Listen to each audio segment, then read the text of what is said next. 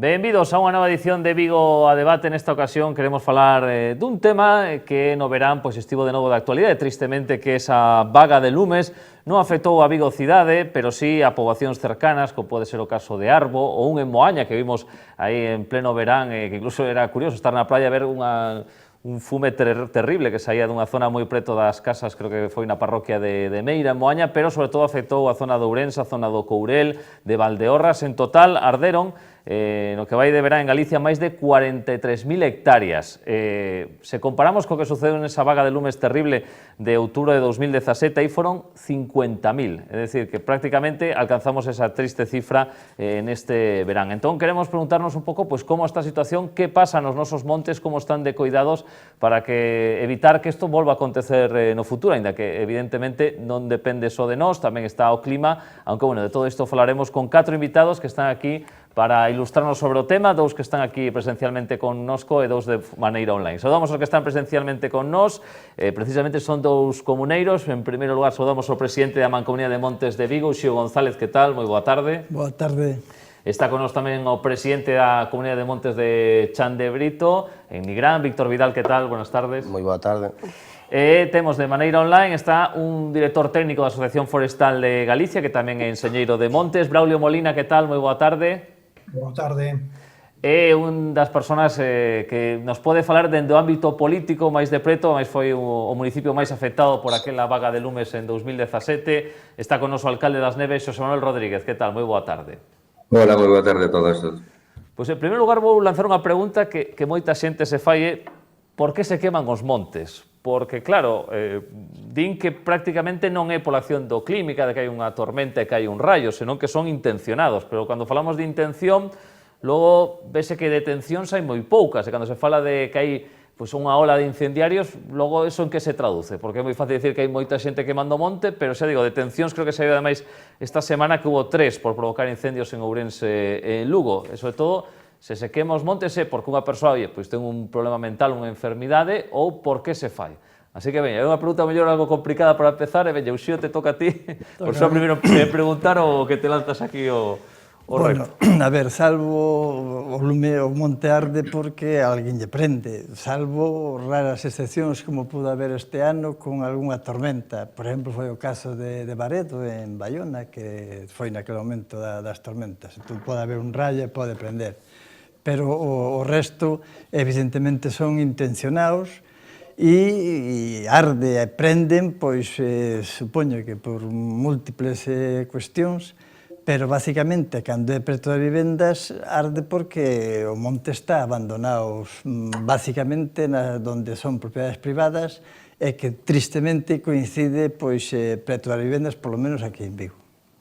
Pero arden con que intención, xa? Pois, supoño que habrá, fálase dos cazadores, fálase dos madeireiros, fálase un montón de intereses, dos que apagan os lumes, quer dizer, pode haber infinidade de intereses, pero eu, basicamente, creo que moitos é por enfermedade, basicamente, ou por facer dano, simplemente, ou para facerlle daño a un veciño, ou por 50.000 razóns. Víctor. Pois, bueno, eu coincido aí totalmente con Uxío, e, sen dúbida, bueno, pois, o principal é que temos o combustible nos montes, ese combustible que temos nos montes é debido pois, a ese abandono que hai. E logo, quen lle pode plantar? Pois, bueno, igual que dice Uxío, pois poden ser factores, digamos, medioambientais, que son, digamos, estadísticamente os que menos influen, e logo, pois eso, a mellor reyertas entre veciños, intereses que pode haber de persoas que miran o feito de apagar os lumes como algo que económicamente lles vai a repercutir porque están en brigadas, como se mirou, pois, bueno, este ano concretamente, que algo así pasou, ou, bueno, a mellor a veces hasta pode ser polo feito de proteger, non de ser que veña unha maleza arriba, xa que nadie a limpia, pois decir, bueno, pois cada ano vamos, como pasa un poquinho en Portugal, entendo eu que pode ser esa unha das razóns, xa que nadie limpia, queimamos, é mellor queimar todos os años que deixar que creza isto demasiado dentro de 10 anos, porque digamos que o combustible é moito maior e o perigo que hai tamén ven sendo moito maior. Son moitos os factores que influyen. O motivo polo que poda facerse así, pois sabemos que en algúns casos é porque o modus vivendi de algunhas persoas, hai incendios, temos traballo, noutros casos pois poden ser algún tipo de enajenación mental, por cuestións a mellor un pouco máis a nivel económico, de que se sacamos este tipo de vegetación aquí, de xeito, digamos, natural, vai a nacer outro tipo de vegetación que poda facilitar que haya determinado tipo de industria que teña máis ingresos económicos. Non sei, eu creo que especular demasiado, pero eu entendo igual que o Xío que confluyen moitos intereses e todo iso fai que Galicia todos os anos este ardendo, pero sobre todo, basicamente, o abandono que hai neste momento do rural. O se vive, digamos, no campo, se vive, pero non vivimos do campo. Moi boa frase esa. Braulio, como ves este tema? Bueno, pois coincido cos compañeiros, non? Moitas das razóns que dan. Eu creo que todos os estudios técnicos que pasaron ao menos polas miñas mans sempre coincidiron, non? Que son múltiples causas, non? É dicir, a veces tratar de focalizar nunha non aí vamos por mal camiño, non? Son moi cambiantes, é dicir, a mellor o que se dá nunha zona fai 30 anos, agora é outra razón totalmente distinta, non? O sea, que eso tamén hai que telo en conta, non? O que si, dende logo, o que son tramas incendiarias, que a veces é un discurso fácil, non? En momentos así, dunha vaga de lumes, non? Pouca xente partidario desa razón, non? O que si sucede é que vamos a chamarlle incendiarios, non? A xente que por algún motivo, sexa o que sexa, pois teña interese en queimar o monte, normalmente busca o momento peor, non? Do ano, non? Se non o peor, o segundo, o terceiro, non? E en ese momento vai a prender lume varios incendiarios. Entonces coinciden no tempo e crean esa situación de alarma e por desgracia que os medios vense superados, non? Entonces, yo creo que aí é onde, bueno, hai que ter en conta eso, e razóns son múltiples, non? Hai unhas causas que, por clasificalas, non? Por algo así distinto, pois, que son debidas a esas máis locais, non? Que con unha forma de intervir no monte, non? Como se fora unha ferramenta o lume, non? Desbrozar, porque interesa desbrozar, por algún motivo que outro, en unha zona concreta. E logo hai outros incendios, vamos a decir, de causas máis difusas, non? Que alguén quema, pois quema aquí como quema en outro lado, non? Que realmente dalle igual un sitio que outro, non? Entonces, bueno, e dentro desa clasificación podríamos poñer moitísimas razóns, non? Variables segundo as zonas. Dende logo, que se comentaba das tormentas, non estamos nunha zona, estamos nunha zona que o risco é baixo debido a tormentas, non? Normalmente son zonas de climas máis mediterráneos, máis secas de verán, máis continental e máis de montaña, non? Aí é onde os raios teñen un porcentaxe moi alto, non? Das causas do lume. Pero en Galicia, en concreto, as zonas nas que estamos a falar, son as menos casos, non? Vamos, aí hai moi poucos incendios debido a eso, non? Xosé Manuel, alcalde. Ben, pois eu, a ver, teño un alto nivel de coincidencia, especialmente nun aspecto, non? Porque realmente non podería falar desde a perspectiva técnica, non me corresponde, nin sei, pero, desde logo, o diagnóstico alrededor de que o nivel de abandono que temos no monte privado no entorno habitado é realmente moi alarmante. Eso foi un dos problemas do incendio do 17, seguramente de incendios precedentes tamén, non? Pero aquí, dende o 17 e hasta ahora, sigue insistíndose en ese abandono. E non existe ningún tipo de política de prevención que, de alguna maneira, elimine ese risco, ese factor, porque non existiría incendiario ou non existiría incendio se non houbera combustible.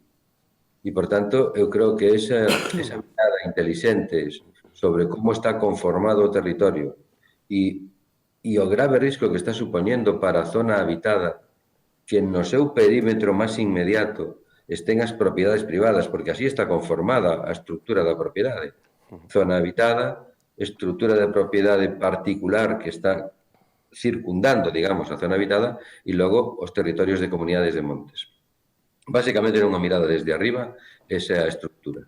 E o nivel de abandono que hai en esa titularidade privada, esa multipropiedade, porque realmente xa non se sabe ni siquiera de quen son esas esas parcelas, ni por qué camiños hai que transitar para alcanzalas e para limpalas, está sendo, para mí, para noso entender, o grave factor que está provocando ese risco incendiario e esa realidade incendiaria que nos está, de novo, asustando a todas e a todos. E, por tanto, eu insistiría, non sei que emprende, seguramente multiplicidade de factores, como se falaba antes, non sei exactamente a que obedece ese interés, pero sí sei que se non existira ese abandono, o nivel de incendios non sería nin parecido ao que temos. Dicindo que di o alcalde das Neves, e abro ahora quen queira falar do tema en primeiro lugar, polo tanto, dende outubro de 2017 ata agora, xa case 5 anos despois, que pasou coa prevención, entón? En que quedou? Pois a ver, eu creo que en algúns casos, como no noso en Vigo, non cambiou casi nada. No seu día entendemos, porque aparte ardeu en Vigo, que non é habitual, suele arder en outros sitios, pero en Vigo ardeu, chegou casi ao centro da cidade dos lumes e algúns aí puseron os pelos de punta. Pero pensamos que a raíz deso de que se iban a tomar medidas. É certo que a Xunta está modificando, está ampliando, está poñendo en marcha aldeas modelo, está poñendo en marcha unha serie de historias para mellorar esa cuestión, pero en Vigo pois casi non aprendemos nada. Nos días empezou a falar do anel verde, nos proyectáramos un anel verde para poder evitar estes lumes. Se falou, se presentou un anteproxecto, que non estábamos de acordo en algunhas cuestións, pero, bueno, o Concello enviou ese anteproxecto á Xunta, non o modificou no sentido que habíamos pactado, porque se houbera modificado o anteproxecto no sentido que pactou coas comunidades, a Xunta non houbera tido valor de dicirlle que non tiña máis remedio que dicir que sí, porque era algo pactado entre o Concello e as comunidades de montes, as propietarias de montes, pero, bueno, en realidad non se avanzou nada, iso sigue así, e como dicía o alcalde das Neves, efectivamente, o problema está pegado aos lumes. De feito, unha proposta que nós lle facíamos ao Concello era que o anel verde o pegáramos a vivendas e o intentáramos levar polas faixas de protección de biomasa para poder garantir dentro do Concello que o monte pegado ás vivendas estuvera limpio, por lo tanto, poder evitar cazas dañadas, casas incendiadas ou persoas falecidas. Vamos, que se ocurra algo parecido... Evidentemente, porque afectaríanos igual. Eso que ardeu no seu día, hoxe en día, en algúns casos, hai máis maleza que hai 5 anos. Que hai 5 anos. Efectivamente. Isto en Vigo, pero quería preguntarche, Braulio, así a nivel Galicia e máis centrado así na nosa provincia, na nosa área, como está a situación? Bueno, yo creo que esta situación que describe o compañeiro moi característica, ¿no?, de esta zona da costa atlántica, ¿no? Unos montes veciñais que normalmente, bueno, levan un control razonable, ¿no?, da silvicultura, ¿no?, se están xestionando as masas, ¿no?, forestais, e logo multitud de propiedades particulares de xente que non ten tradición selvícola, ¿no? Ese quizás é o problema. Entonces a xente non se preocupa, non é consciente, no, da necesidade de rozar e cuidar os montes, no? O mellor cortan a madeira, deixan que se arsene de forma natural, pasan 20 ou 30 anos e non fan unha roza, ao menos, no?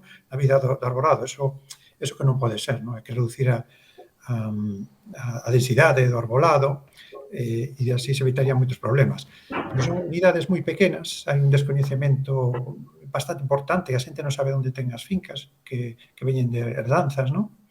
Entón, aí temos un problema moi serio e que non é fácil solucionar, non? Bueno, o fácil é botarlle a culpa aos propietarios de montes, pero es que a veces que ni siquiera son propietarios de montes, pero non son selvicultores, non? Se foran selvicultores, pois cambiaría a cousa. Temos outras zonas de Galicia onde a propiedade particular leva unha xestión bastante razonable. Os terrenos son de maior superficie, ¿no? Entonces, a cousa é máis fácil e hai máis tradición, ¿no?, en esas zonas e, bueno, pues aí non temos este problema, en cambio, ¿no? Algún risco sempre hai.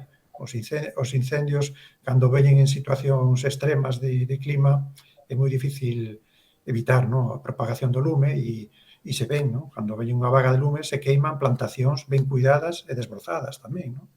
Porque se ve superado, ¿no?, digamos, o Servicio de Defensa contra Incendios, ¿no?, nestas situacións, y bueno, pues se dan estos casos, ¿no? Entonces, bueno, esto de acuerdo aí en Vigo, focalizando aquí nesta zona, en Vigo, e podría ser, bueno, Nigrán, outros concellos de cerca, sería bo tratar de conseguir axudas e, bueno, para estimular, pero lo que non se pode pedir es individualmente que cada propietario que tenga 1, 2, 3 ferrados vaya con unha lei dura, ¿no? Que vaya a ter que rozar todo eso todos os anos, ¿no? Pode ser moito diñeiro para unha familia, se nota moito, ¿no? Eu creo que había que buscar os sitios estratégicos e ali, pois, de unha forma colectiva, actuar, ¿no? E, pois, unos traballos, a mellor os concellos que tiveran unhas brigadas de control de combustible e que, bueno, todos os anos recorreran esas zonas pois para, bueno, eliminar al menos o peligro, ¿no? O máximo peligro dos incendios, ¿no? En Chandebrito, Víctor, aí se aprendeu a lección ou non? A ver, estamos falando de dúas velocidades totalmente distintas desde un principio. Falamos da velocidade, digamos, que colleu que son as comunidades de montes, neste caso a comunidade de montes da parroquia, que en poucos meses tras os incendios xa tíamos retirada toda a madeira do que do monte, xa estábamos a repoboar, etc. E logo estamos falando dunha velocidade moito máis corta que na propiedade privada. Na propiedade privada, pois, temos moitas das fincas, eu diría que un 90% aproximadamente, que ainda teñen o arborado de pé, ese arborado que ano tras ano, cando veñen estas épocas de ventos, de chuvias, está caindo sobre os viales, porque, claro, o mal que padecemos no 17, pois agora se lle está sumando ao longo destes casi 5 anos, pois esa caída continua do que son de arborado sobre o que son os viais, sobre o que o tendido, etcétera, etcétera, porque non hai nadie que os vaya a cortar.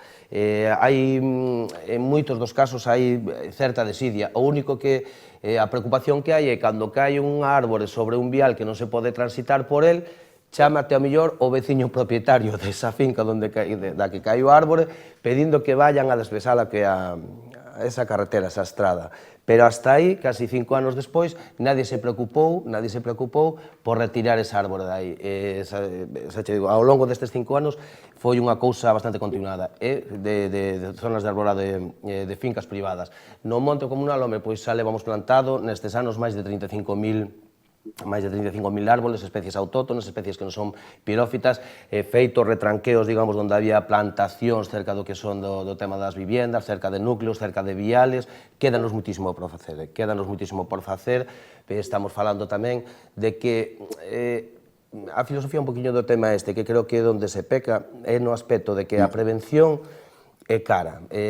Solamente o que é a superficie, digamos, de monte comunal a nivel de Galicia ocupa casi tanto como a provincia de Ourense. Iso requiere unha inversión tremenda para as comunidades de montes para poder manter iso limpio, que casi é imposible, pero que sí se debería de facer aplicar o que é a normativa. A lei témola, pois hai que ter uns retranqueos, hai que ter unha serie de especies distanciadas das viviendas, dos viales, etcétera, etcétera, e hai outras que non se poden ter así. É iso que teñemos que ir a aplicar o que é a lei. Se alguén ten unha finca que hoxe en día se non sabe onde está, moitas veces é por despreocupación, porque así eu miro na parroquia, son un caso tamén, de que os nosos pais nos dicen hai que ir a mirar aquelas fincas porque tal, porque, bueno, pues, miranse que chega ao punto de que eles non poden ir, terán que ir seus fillos, seus netos ou aqueles que vayan a heredar esas fincas a cuidalas.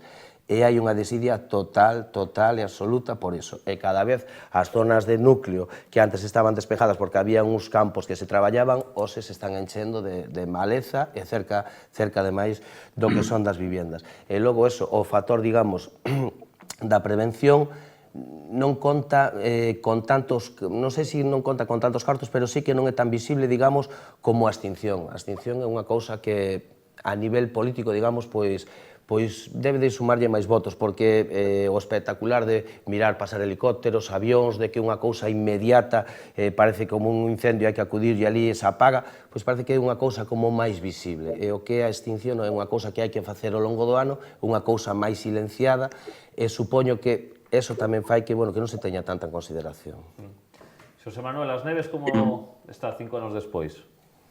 Pois está mellor nas comunidades de montes, porque as comunidades de montes efectivamente se preocuparon durante estes anos de volver a reelaborar todo o que se queimou en aquel momento.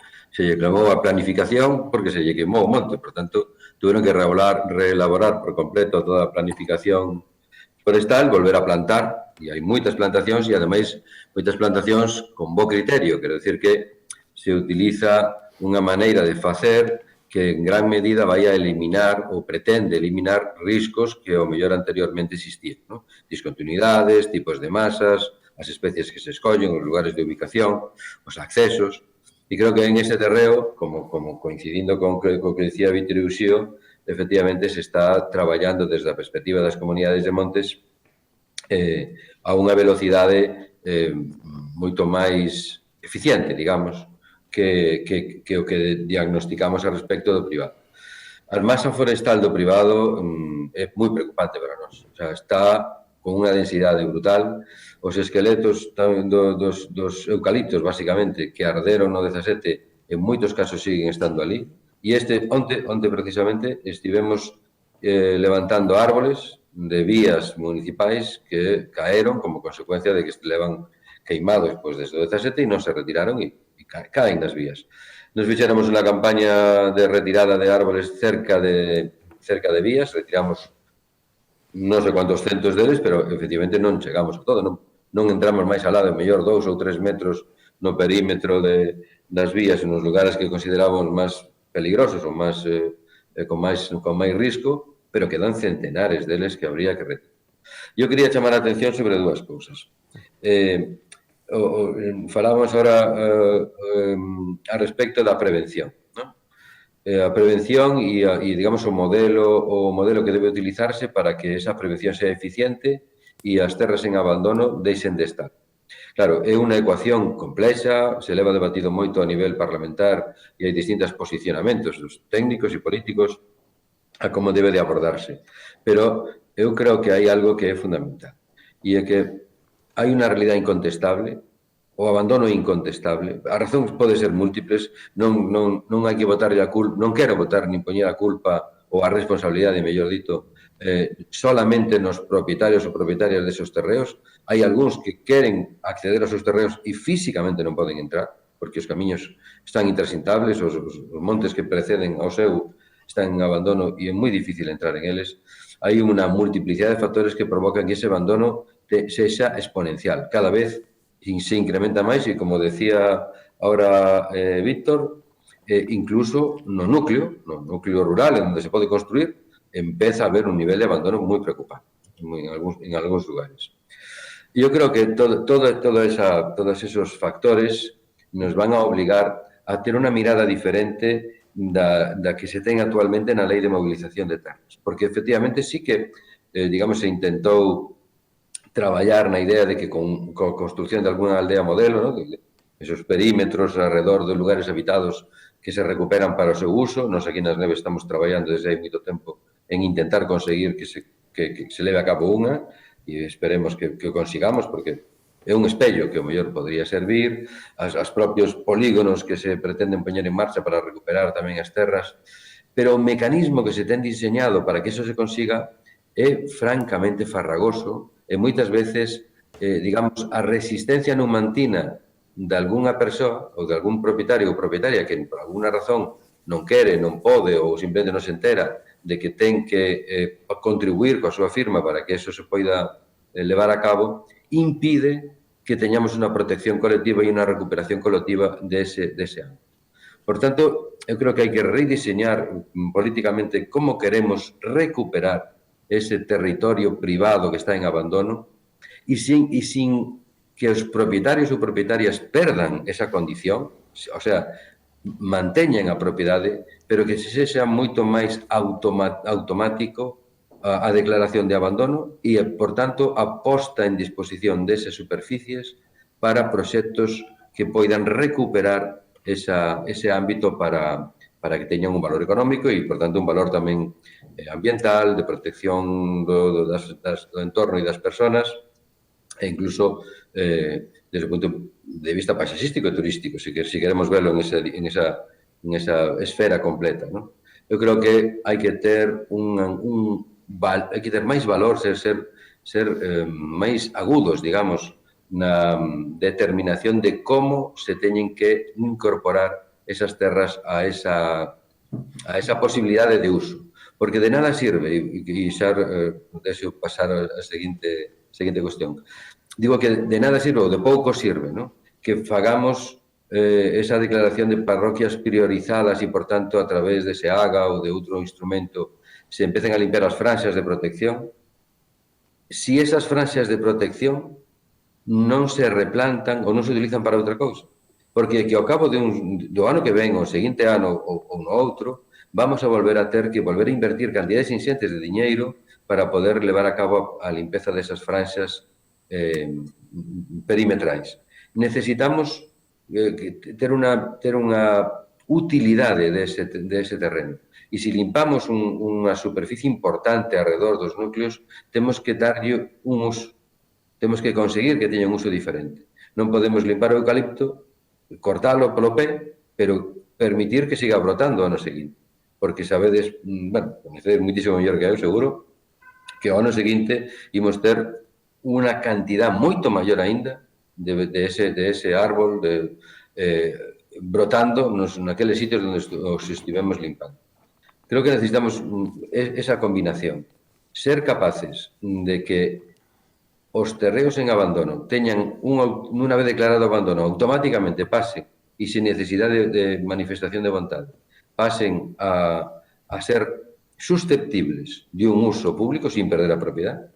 E segundo, aquí naqueles lugares en onde se intervén con diñeiro público para facer a protección adecuada dos entornos habitados, esas franxas de protección, ten que ocurrir algo máis que simplemente limpar. Sustituílas por outro tipo de cultivo, sustituílas por outro tipo de arbolado, pero ten que ocurrir algo porque, senón, ese é un ciclo inacabable e, ademais, creo que, desde o punto de vista económico, completamente ineficiente. E a última reflexión, eu creo que ten que modificarse tamén a norma porque é perverso, completamente perverso, e, ademais, non axuda a nada a que a xente crea nas institucións públicas que se diga na norma que se non limpia o propietario ten que limpar o concello. Porque isto non é intentar quitarnos a responsabilidade, sino simplemente chamar a atención sobre algo. As centenares ou miles de hectáreas en abandono para un concello, calquer concello, falo do Concello das Neves porque é o que me toca. Un concello como as Neves é materialmente imposible, non temos ni imposible, non hai medios, ni siquiera empresas a quen contratar, se fora o caso, para poder levar a cabo ese proceso. Necesitamos que eso se modifique para que, a través de un mecanismo moito máis extenso e moi ben dotado económicamente, porque esta responsabilidade subsidiaria que din que temos os concellos para limpar esas parcelas non ven acompañada ni de un solo euro para poder leválo a cabo, nin de euros, nin de personal. Non hai recursos, simplemente é, digamos, unha manifestación de, bueno, o concello se ocupará.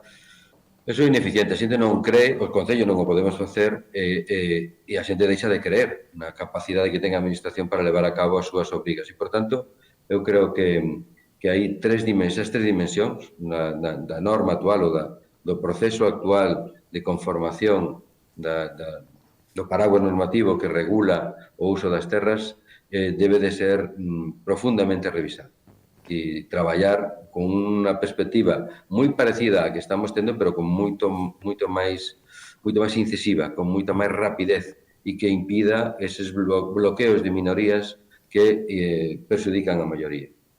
Pois por esta reflexión amplia que creo que deixa un balón botando para despois da publicidade continuar falando deste asunto.